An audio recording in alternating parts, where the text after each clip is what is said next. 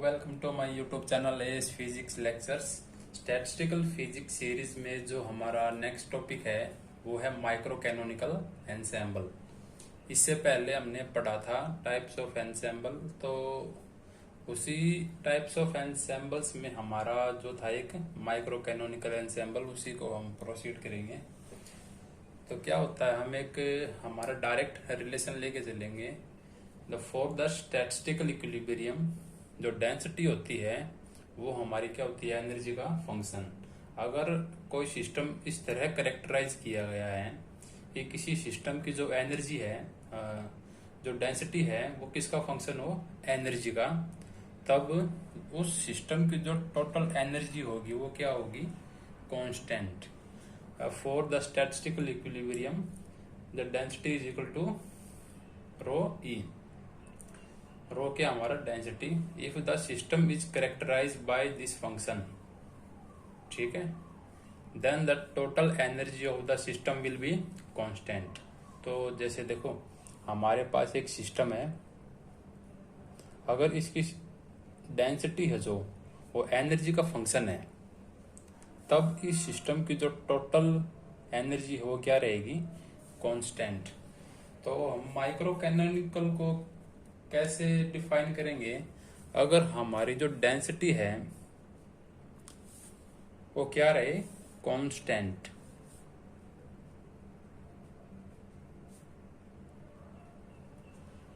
For E is equal to E naught. किसी energy E naught के ऊपर अगर हमारी डेंसिटी कांस्टेंट है और क्या हो, जीरो अदरवाइज।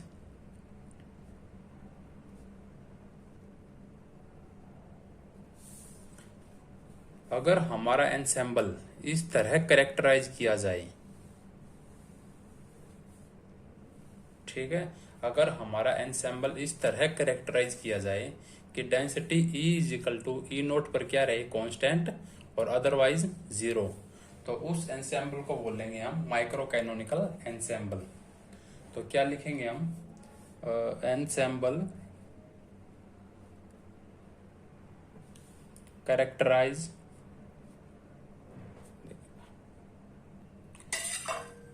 तो देखो क्या लिखा है, ensemble characterize by this density distribution is called micro canonical ensemble. अगर हमारा एंसेंबल इस तरह कैरेक्टराइज किया जाए उसको हम बोलेंगे माइक्रो कैनोनिकल एंसेंबल। जैसे हमारी जो डेंसिटी है वो किसका फंक्शन है, एनर्जी का, वो क्या रहेगी, constant.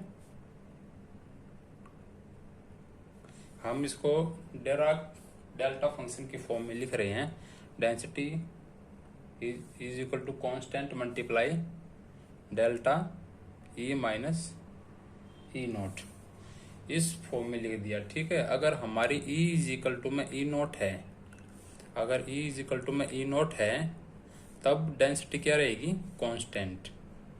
E is equal to में ई नोट पे डेंसिटी क्या है, कांस्टेंट।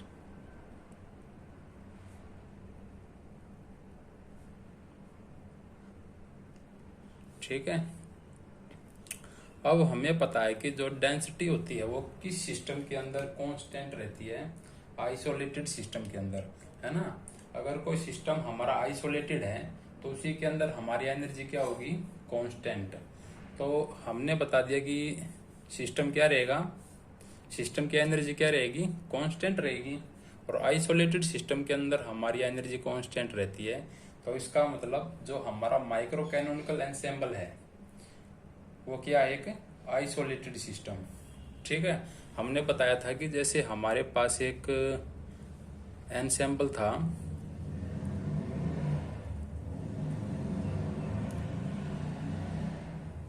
तो इसके जो नंबर ऑफ पार्टिकल हैं, वॉल्यूम है और एनर्जी है वो क्या रहेंगे, कांस्टेंट रहेंगे। सभी सिस्टम के जो ये मैक्रो स्टेट है वो क्या रहेंगी, सेम रहेंगी, है ना। ये पार्टिकल एक्सचेंज नहीं होंगे, ना ही इनका वॉल्यूम चेंज होगा और ना ही एनर्जी एक्सचेंज होगी, है ना। तो ये हमारा क्या था, एक पूरा आइसोलेटेड सिस्टम था।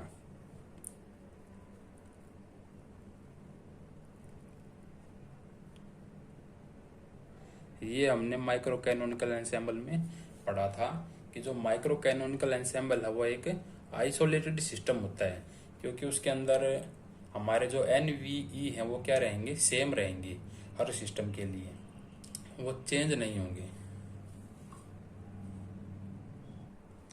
और हम इसको दूसरे तरीके से समझ सकते हैं, जैसे हम ग्राफ बनाएंगे हमारा एरो और एनर्जी के बीच में, तो क्या बनेगा, E is equal to E naught पे हमारी डेंसिटी क्या रहेगी, constant. E is equal to में ई नोट पे डेंसिटी क्या रहेगी, कांस्टेंट रहेगी। तो इसका ग्राफ कुछ इस तरह से बनेगा, और ये हमारी E is equal to E naught, यहाँ पर हमारी डेंसिटी क्या है, कांस्टेंट है ना, तो ये ग्राफ आएगा इसका कि ई नोट पर हमारी डेंसिटी क्या है, कांस्टेंट है। ठीक है, अब हम क्या करेंगे, हमारे इसी ग्राफ को आगे प्रोसीड करेंगे। जैसे हमारा ग्राफ क्या आया था,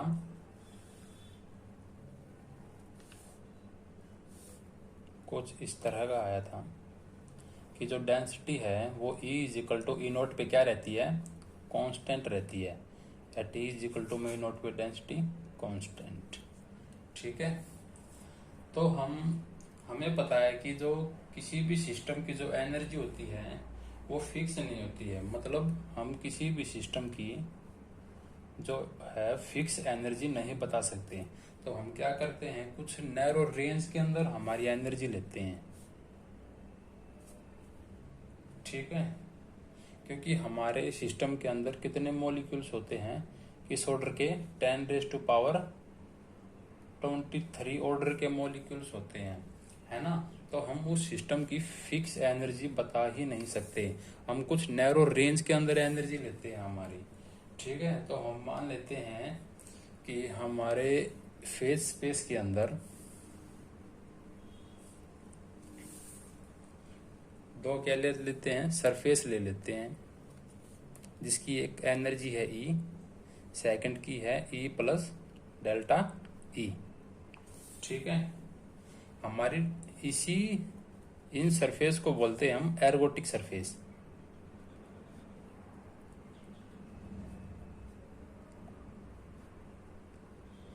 दोबारा देखो, अगर हमारे पास कोई एक सिस्टम है तो हम उस सिस्टम की फिक्स एनर्जी बता ही नहीं सकते कि इसकी ये एनर्जी है, तो हम क्या करते हैं, उसकी एक नैरो रेंज ले लेते हैं कि इस रेंज के अंदर हमारी सिस्टम की क्या है, energy.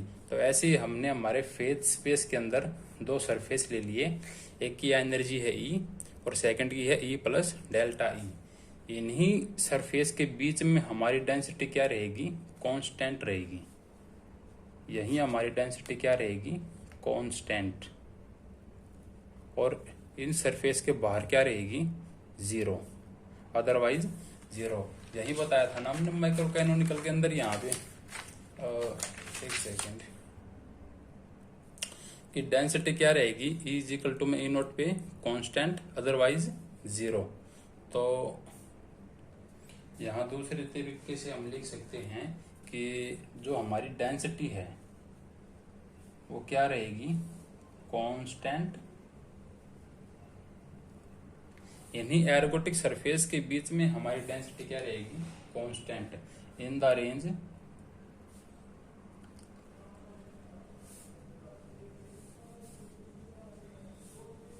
E to E plus delta E,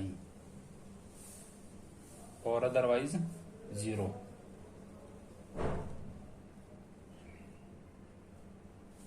ठीक है,